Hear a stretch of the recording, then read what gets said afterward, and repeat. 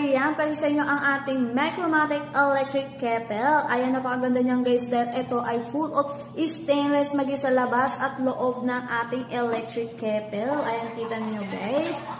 Yan po ay 1.8 liters at meron po siyang 1,500 watts. Of course, meron na rin siyang power base at meron na rin po siyang instruction.